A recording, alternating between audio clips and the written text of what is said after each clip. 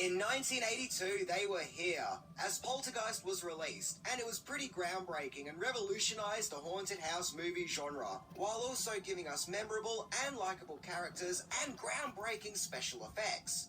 In 2015, they're back, even though no one asked them to be, as we got the Poltergeist remake. This retelling of a classic movie follows the Bowen family, who, due to financial struggles, are forced to move into a new house, where they try to get by in times of hardship, where spirits from the other side start communicating with the Bowen children, where the youngest, Maddie, is kidnapped into the other side, where her family must try to get her back. The big question is this an interesting update to a classic, or is it an inferior cut-and-paste copy that just can't live up to the momentum of its predecessor?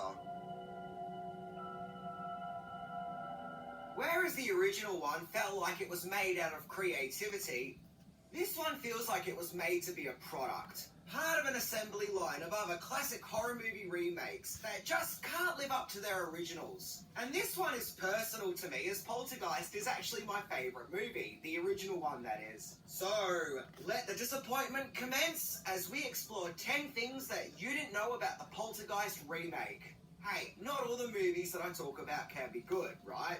But stick around, as I promised that there would be some great surprises and treats in this episode. So let's check it out.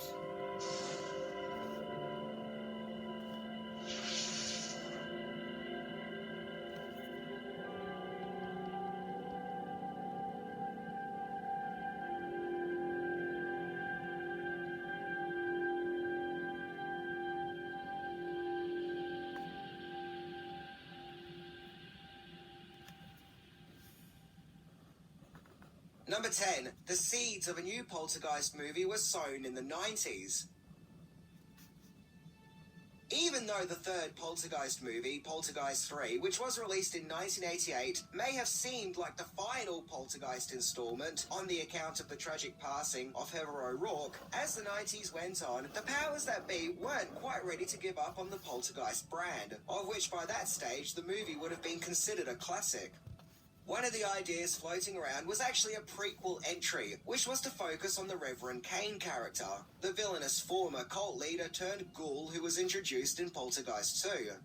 Let's also keep in mind that Poltergeist wasn't completely dormant in the 90s, as from 1996 to 1999, Metro-Goldwyn-Mayer, who owned the Poltergeist brand, created a TV series called Poltergeist: The Legacy.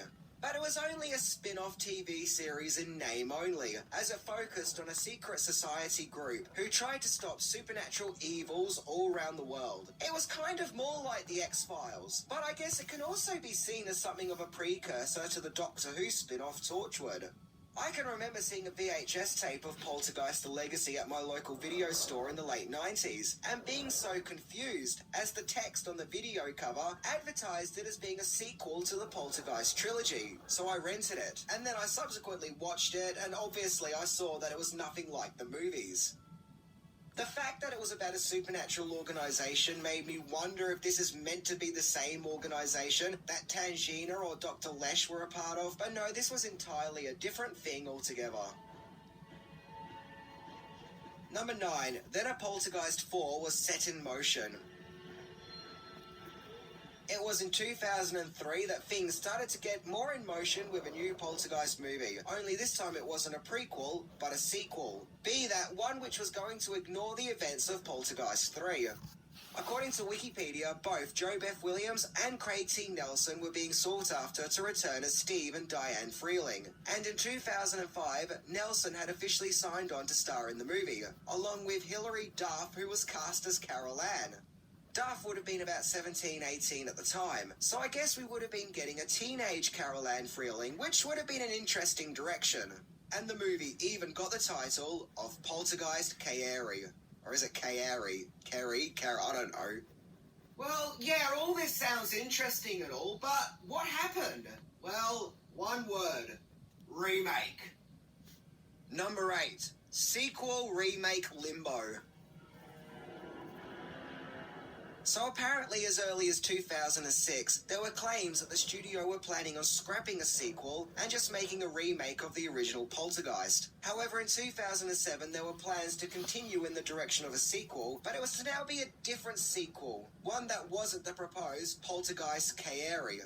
This one was called Poltergeist in the Shadows. Seriously, such a generic title. This sequel was to be written by Michael Grace, who actually co-wrote the first two Poltergeist movies. However, come 2008, it was decided to make a remake after all, now scrapping two potential sequel productions and a prequel. Come on, guys! Is it a sequel, a prequel, or a remake? Pick one! Seriously, this production was jumping around all over the place. One minute it's a sequel, then a prequel, then a sequel again, then a remake, then a sequel, back to a prequel, back to a remake. Yeah, it's a sign that things aren't off to a good start, when the powers that be didn't even know what the movie was to be. Oh, but the confusion wasn't over yet. Number 7. More delays ensue. So this new Poltergeist remake was being slated for a 2010 release, and was to be written by Styles White and Juliet Snowden, thanks to their previous work on Boogeyman. And Vadmin Perelman was being sought after to direct, as he had previously directed the 2003 drama House of Sand and Fog. But then MGM started to have financial issues, so they put the movie off for the time being, with the promise that the movie would now be released in 2011. But by that time, the production lost writers Styles White and Juliet Snowden, along with director Vadmin Perelman.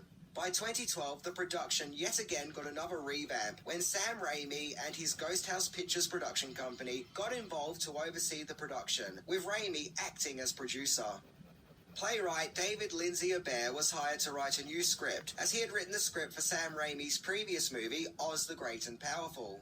Gil Keenan was then hired to direct, as he had previously directed Monsters House. And he would actually go on to write and produce Ghostbusters Afterlife. So it seemed that finally, 20-odd years later, the new Poltergeist film was now back on track. Number 6. Casting possibilities. When it came to the character of Eric Bowen, the father of the family, yeah, by the way, the family in the remake isn't the Freelings, but the Bowens, the number one choices for the part were Tom Cruise and Richard Armitage, but neither ended up being cast. Instead, Sam Rockwell landed the role. And I will say that one major highlight of the movie is Rockwell's performance. He's funny and relatable and brings a lot of heart, and you really feel bad for this guy at times. Actress Rosemary DeWitt was cast as Amy Bowen, this movie's Diane. Jane Addams played Dr. Brooke Powell, who is this movie's Dr. Lesh, and the always impactful and charismatic Jared Harris played Carrigan Burke, who is interestingly this movie's Tangina, right down to the "This house is clean" line. Also, this time, they made the character a supernatural celebrity who confronts paranormal going-ons and performs live exorcisms and other spiritual rituals. Interestingly, the same thing was done to the Peter Vincent character in the Fright Night remake. I will say this though, the little girl Carol Ann character, Maddie, was played by a young actress called Kennedy Clements, who would have been about 5 or 6 at the time and had previously starred in Jingle All the Way 2. Wait, they made a part 2? And I found it really eerie just how much she looks like Heather O'Rourke, only a dark-haired version. And she plays the part with a lot of sincerity and heart, and doesn't fit into the usual annoying child actor mould. Apart from some creaky acting in the movie, the performances for the most part are actually pretty good. Number 5. Poltergeist memorabilia. Okay, this isn't really a fact you didn't know, but I thought I would use this slot to talk about some of my Poltergeist merch, which I've picked up over the years. As I've mentioned, Poltergeist is my favourite movie, so I've tried to get some memorabilia, despite the fact that Poltergeist isn't exactly a movie that's known for its memorabilia. I mean, there's not a great deal out there. But hey, I've done my best. First up, I have a Poltergeist table coaster, Poltergeist badge, the Poltergeist Australian movie poster, which, as you can see, was different to what was released in the US.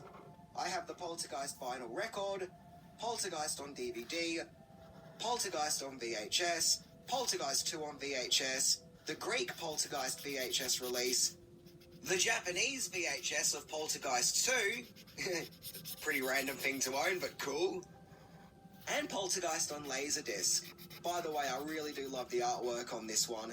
However, a piece of Poltergeist merchandise that I've always wanted is the clown doll, because I've always found that doll to be really scary and creepy, and I've just always thought it would be a really fun, cool thing to own. So I think it's a shame that I don't have it, because I would love to have this thing and have it on display. Oh wait, look, I do have it. Here he is, the Poltergeist clown doll, the ultimate part of this collection. Owning this prop replica came to be because I saw that one of the real Poltergeist clown dolls that was used in the movie was being sold in an auction. Even though I can't afford one of the actual dolls, I still wanted a replica, where I found a company called Warbler Crafts, who incidentally make these dolls. Where a nice person called Jenna made one for me, and Jenna was very nice and would frequently send me pictures showing the doll's progress as she was making it. And it actually got here pretty quick, and you can tell that there was a lot of love put into this. And no, this isn't a paid promotion, but me just showing off this prop as I generally think it's pretty cool. Incidentally, the day I got this prop, I saw on Facebook that Oliver Robbins, who played Robbie Freeling in the original Poltergeist, also got a Poltergeist clown doll prop. And it was around about that time that the movie prop was sold, so I guess everyone got a Poltergeist clown doll that day. I put up pictures on my social medias of this prop, and to be honest, a lot of people agreed and thought that it was a pretty cool thing to have. Whereas others thought that I was mad for getting this and was like, how can I let that thing into my house? And oddly, with some of the replies, I got the feeling that some people thought that I let something dangerous into my house, that I was meddling with something that I should not be meddling with. Like as if the doll is generally evil. But if we were to believe that, then we would have to believe that the Poltergeist movie was real. But no, this is just a prop. It's not evil. And I kind of feel like to say that it is a discredit to the love and care and craft and effort that Jenna put into making it. And I like to also think that I'm pretty sound of mind, and that I can tell the difference between movies and reality. So to prove that this doll isn't evil or a ghoulish spirit, just like little Robbie Freeling in the movie, I'm going to sleep with the clown doll facing my bed as I sleep. Now, I often hear people say, how could that kid sleep with that clown doll in the room facing him? How horrible must his parents be for putting it there? Well, tonight, I'm going to do an experiment and do just that. Right, so here we are in my room where I'm getting ready to spend the night with this crazy clown staring at me just like in the movie. Now, as you can see, this clown is huge. And something you can also tell is he has lots of bells on him. So the lightest movement, there's lots of bells. So if there's any weird movement or any freaky deaky stuff going on, we'll know. So I've got a chair here, so we'll stick him on. Right, I've sat him down on a chair and I've got him facing the bed, just like we see in the movie Poltergeist. And to really get in the horror vibe, I've even got a Freddy Krueger bedspread going on. And I've also got an old TV there, just like from Poltergeist, just so we can really get in the mood and see if any freaky deaky stuff happened. And to be even more authentic, I've got this Captain America comic book, which if you watch the movie, little Robbie Freeling is in fact reading this. So let's get ready to turn out the lights and see what happens. I don't know about you guys, but that sure does look pretty spooky, and the lights are going off now. Just to let you know, I am going to leave the bathroom light on here, as well as my closet light, or otherwise we wouldn't be able to see him, and that would kind of defeat the purpose. Right, so here I am in bed now, and this is literally what I can see. Yeah, that's pretty fucked.